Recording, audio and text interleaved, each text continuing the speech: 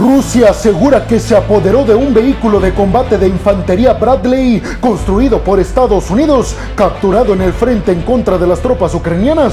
La primera ministra italiana Giorgia Meloni declara que oficialmente enviaron una carta a Pekín notificándole que Italia se retiraba de la nueva ruta de la seda de China. España expulsa a 2 empleados de la embajada de Estados Unidos por sobornar a oficiales de inteligencia españoles. Los hutíes de Yemen lanzaron varios misiles balísticos a puestos militares en Israel.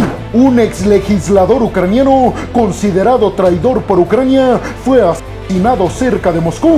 La Unión Europea está lejos de cumplir su promesa a Ucrania de entregarle para marzo del siguiente año 1 millón de rondas de municiones de 150 milímetros. ¿Qué hará Ucrania al respecto? Abróchense los cinturones porque aquí arrancamos. Y vámonos rápidamente hasta Moscú para hablar en esta siguiente noticia de que varios militares rusos hablaron en condición de anonimato para una cadena de televisión rusa, y en esta aseguraron que se apoderaron los rusos de un vehículo de infantería Bradley fabricado por Estados Unidos que le dio a los ucranianos. Todo esto, aseguraron, lograron capturarlo después de acabarlo con poderío militar ruso y después de que los ucranianos que lo estaban operando salieran huyendo. Mientras hablaban estos rusos en la cadena de televisión, se estaban mostrando las imágenes del que supuestamente es un tanque Bradley estadounidense que no se alcanza a ver si es cierto o no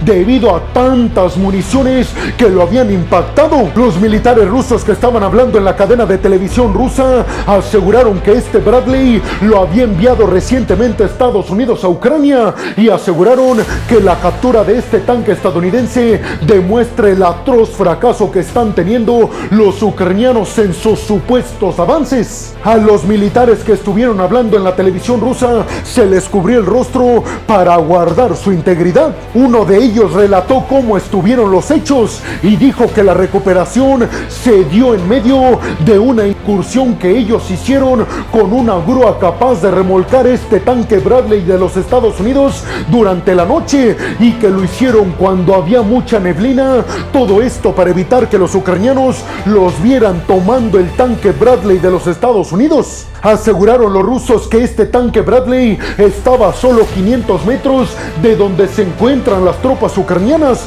y dijeron que gracias a que lo hicieron de noche y en medio de mucha niebla pudieron remolcarlo sin que los ucranianos se dieran cuenta. Aseguraron cuando se les preguntó en qué estado estaba, si muy dañado o no, el tanque Bradley, los rusos aseguraron que sí estaba bastante dañado, sobre todo porque cuando lo abandonaron los ucranianos llevaron a cabo ataques con drones militares en contra de este tanque estadounidense para que los rusos, si es que lo recuperaban, no pudieran acceder a la tecnología que había en este tanque. Básicamente los ucranianos, al ver que no podían ya reutilizarlo, lo quisieron destruir en su totalidad para que los rusos no pudieran extraerle la tecnología que había dentro de él. Sin embargo, los militares rusos aseguraron en la televisión que al tanque Bradley que recuperaron sí se le podía sacar mucho jugo, sobre todo con el propósito de ver las vulnerabilidades que tienen estos tanques y aprovecharlas en contra de los siguientes Bradley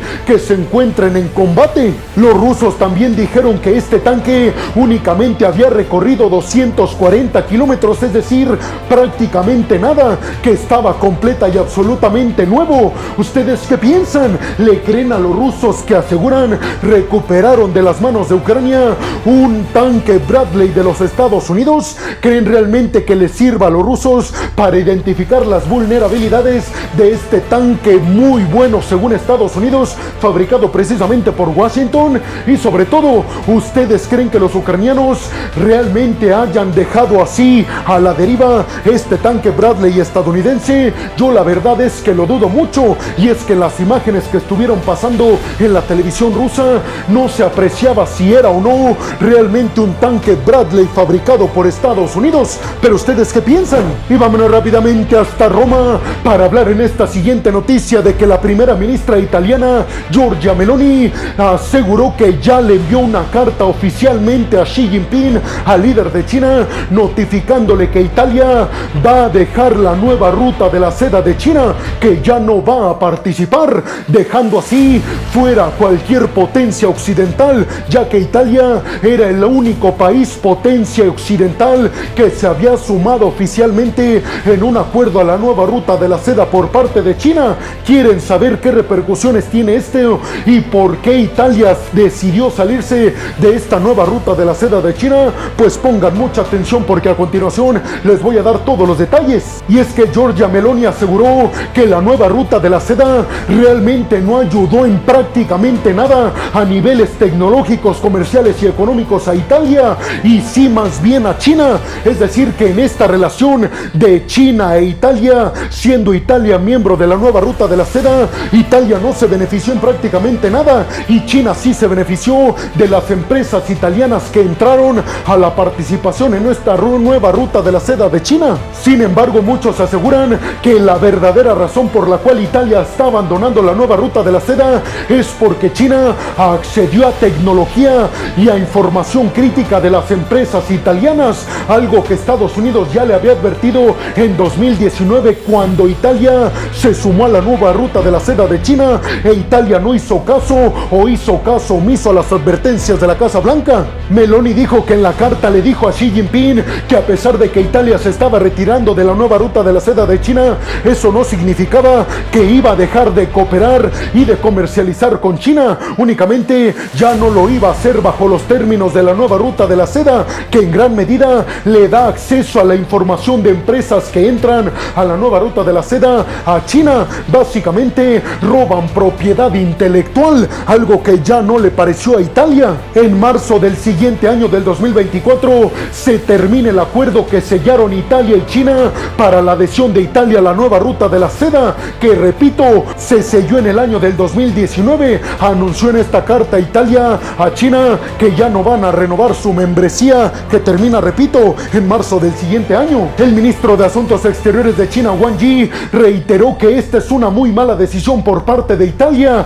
y se mostró absolutamente en contra de lo que dijo es una difamación por parte de Estados Unidos, alegando que nosotros robamos propiedad intelectual de las empresas occidentales que se sumen a la nueva ruta de la seda china. Más de 100 países se han sumado a esta nueva ruta de la seda de China, que inició en el año del 2013 en un plan de Xi Jinping por expandir los tentáculos en todo el mundo del gigante asiático. Recuerden ustedes que Meloni ya le había comunicado personalmente a Joe Biden, al presidente estadounidense, que Italia iba a dejar la nueva ruta de la seda de China. ¿Ustedes qué piensan? ¿Creen ustedes que esta salida de Italia de la nueva ruta de la seda china tenga que ver con que en mayo de este año, en la cumbre del G7 en Hiroshima, Japón, los aliados occidentales acordaron desprenderse lo más que se pueda de la economía y del comercio del gigante asiático? Y sobre todo, ¿creen que Italia está saliendo por presión de Washington, como argumentan desde Pekín? Y vámonos rápidamente hasta Madrid, España,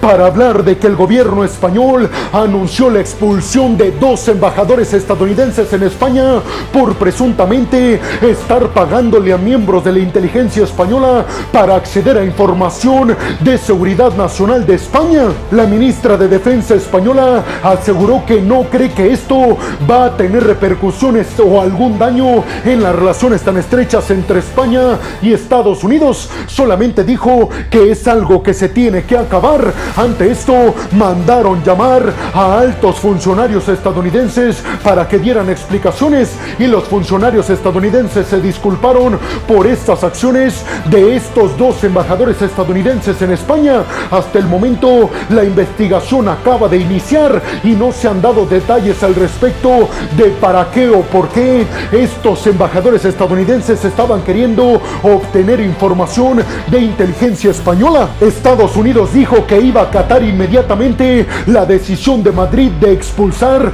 a estos 2 embajadores estadounidenses, y ya han sido retirados de su cargo y devueltos a Washington. Pero ¿ustedes qué piensan? ¿Creen que este intento de embajadores estadounidenses de acceder a información información de inteligencia española tenga que ver con lo que está pasando entre Cataluña y España en esta división en la sociedad española? ¿Creen, como dicen algunos, que todo esto venga provocado por parte de Washington queriendo dividir España? Y vámonos rápidamente hasta Yemen para hablar de que nuevamente los Hutíes, un grupo respaldado en Yemen por Irán, militar y económicamente, acaban de anunciar un nuevo lanzamiento ilegal de misiles balísticos en contra del territorio israelí. Sin embargo, nuevamente la quinta flota de los Estados Unidos que opera en esta región del Mar Rojo fue la encargada de detener el que estos misiles balísticos lanzados, repito, por los Hutíes desde Yemen llegaran hasta Israel.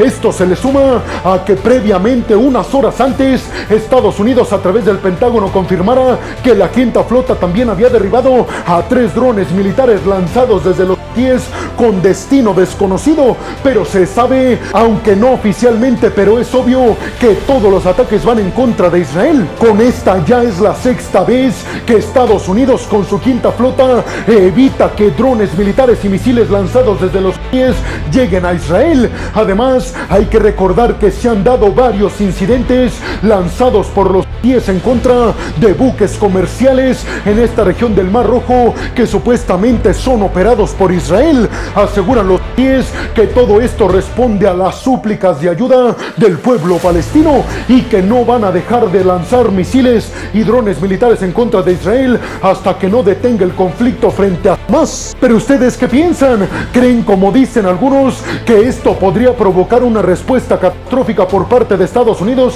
en contra de los Hutíes, desencadenando así que el conflicto se haga mucho más grande? Y vámonos rápidamente ahora hasta Moscú, hasta la capital rusa, y es que ahí se dio a conocer que un ex legislador ucraniano que en Ucrania está siendo acusado por cooperar a favor de Rusia y en contra de Ucrania acaba de ser asesinado. Obviamente las autoridades rusas aseguran que los culpables son los ucranianos. ¿Y qué creen que dicen los ucranianos? ¿Creen que se disculparon o no dijeron nada al respecto? Pues no, más lejos de la realidad. Y es que las fuerzas de seguridad ucranianas confirmaron que sí habían sido ellos los que habían eliminado a este ex legislador ucraniano, repito, acusado en Ucrania de traicionar a su país a favor de la invasión de Rusia que comenzó el año pasado en febrero. Investigadores rusos dijeron que le dispararon a este personaje ex legislador ucraniano en un parque cercano a la capital de Moscú.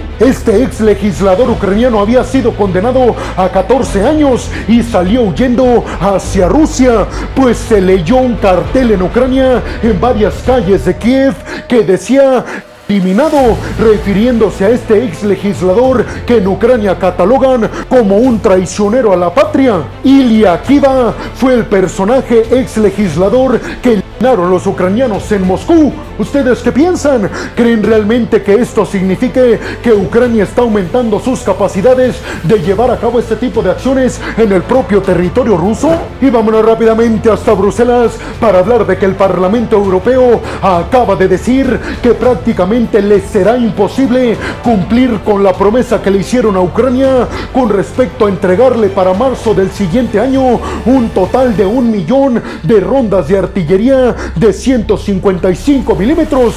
Todo esto se dio a conocer después de que el diario alemán Der Spiegel diera a conocer información sobre que la Unión Europea está pidiendo rondas de 60,000 municiones de artillería de 155 milímetros, pedidos que se realizan continuamente, pero que si se suman es imposible que la Unión Europea logre darle a Ucrania el millón de municiones que se les prometieron.